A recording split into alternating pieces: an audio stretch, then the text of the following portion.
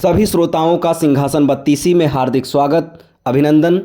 14वीं पुतली की कहानी आपने पिछले वीडियो में सुनी, उसी को आगे बढ़ाते हुए आज 15वीं पुतली सुंदरवती की कहानी आप सभी के सामने प्रस्तुत है। 15वीं पुतली की कथा इस प्रकार है। राजा विक्रमादित्य के शासनकाल में उज्जैन राज्य की समृद्धि आकाश छूने लगी थी। व्यापारियों का व्यापार अपने देश तक ही सीमित नहीं था, बल्कि दूर के देशों तक फैला हुआ था।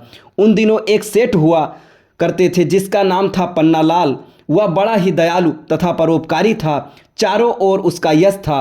वह दीन दुखियों की सहायता के लिए सतत तैयार रहता था। उसका पुत्र था हीरालाल, जो पिता की तरह ही नेक और अच्छे गुणों वाला था। वह जब विवाह योग्य हुआ तो पन्नालाल अपने रिश्तों की तलाश करने लगा। एक दिन एक ब्राह्मण ने उसे बताया कि समुद्र पार एक नामी व्यापारी है जिसकी कन्या बहुत ही सुशील तथा गुणवती है।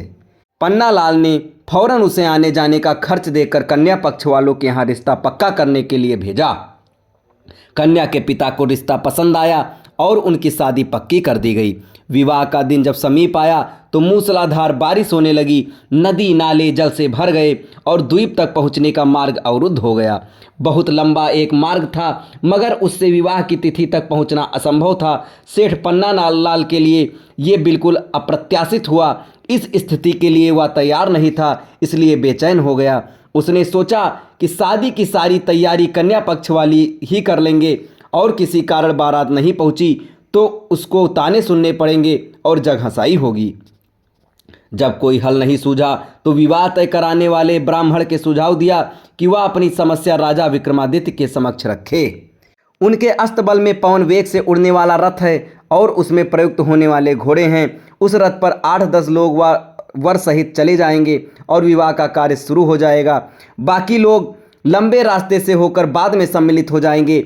सेठ पन्नालाल तुरंत राजा के पास पहुंचा और अपनी समस्या बताकर हिचकिचाते हुए रथ की मांग की।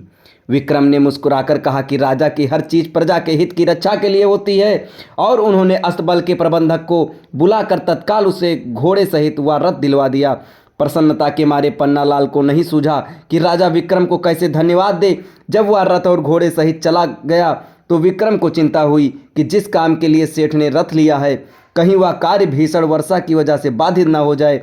उसने माँ काली द्वारा प्रदत्त बेतालों का स्मरण किया और उन्हें सकुशल वर को विवाह स्थल तक ले जाने तथा विवाह संपन्न कराने की आज्ञा दी।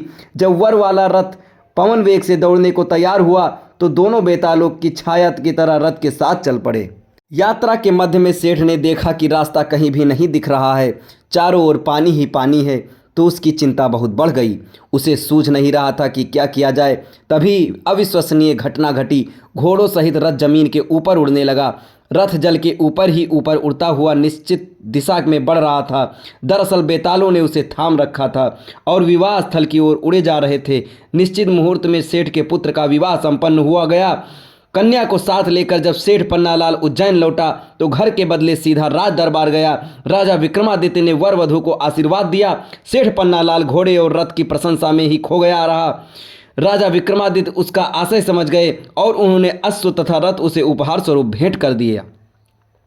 अब इसके आगे 16वीं पुतली की कहानी आपको अगले वीडियो में बताई जाएगी। तब तक हमारे साथ बने रहें। धन्यवाद।